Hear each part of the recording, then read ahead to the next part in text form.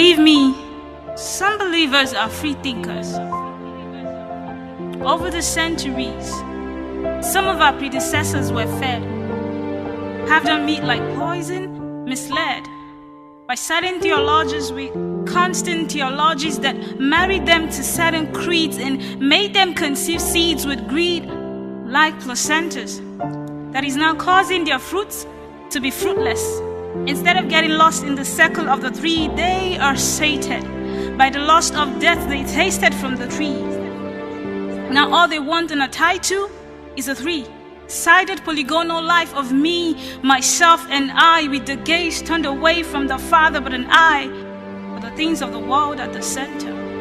Hold on, pump your brakes before you travel far in the Ferrari of your minds. I'm not referring to them. I'm trying to talk to you and I, Christians.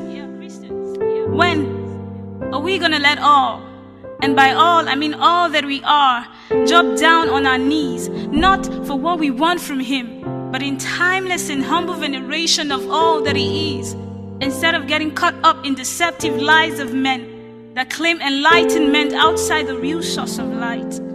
Haven't we had enough? We sing and pray that the Spirit might lead us beyond the seas that we have, beyond sea, basking unashamed at the top of our playlist. How deep do we really think we're gonna sink into Him? With one leg about to plunge into depths of a river of life eternal and the other outstretched, playing around the same ground with fallen men that we were called for to call out, yet we seem so entangled, beating about the same thing as them. Honestly, I'm scared for us who are stuck in between. No wonder all that is seen is ignorance on two wheels, as ego drives the man that Christ died for instead of His will. This illness is gradually, unconsciously turning many believers into free thinkers. As some of us claim to hinge our belief on the only one who holds the key to life, yet we allow our thoughts to run free around stuffs that project the conscience of dead men. Soon, every knee shall bow, and all eyes will see the truly enlightened ones. But shouldn't all eyes be able to spot the difference now? And if our life doesn't testify, then how can they tell the difference?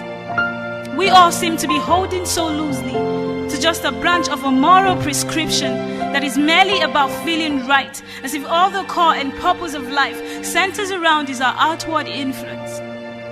But Christ didn't die just so we could feel alright. I mean, if that's your perception, then there is no distinction between us and the unbelievers with the unbelieving hearts that feel just the same, alright. But Christ didn't die just so we could feel alright. He died so we could be right, and our existence here is to extend the extent of His goodness that is far-reaching. Jesus didn't die for our feelings.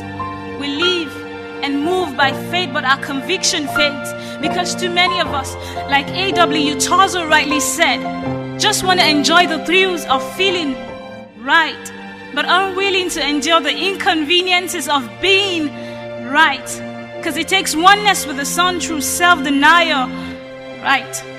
Through death to self, death to sin, this world and its laws. Too bad only a few are willing to pick up their cross and face up. Christians, what's up? With the name tag without the price tag. And for those who think they're already there by some act, listen, there is more. Just because you perform miracles doesn't mean you've apprehended. You're not the only one licensed to act.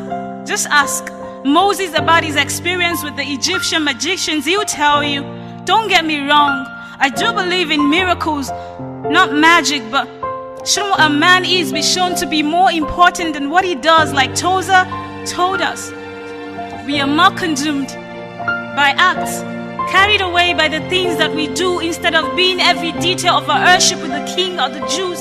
Here is the truth. We're no longer under law that requires us to do, but in love that requires us to live. So let's live the life. Let us live the God life in confidence, knowing fully well that it is Him who works in us both to will and to do of His good pleasure. Don't just try to read about it. Let Him show us how.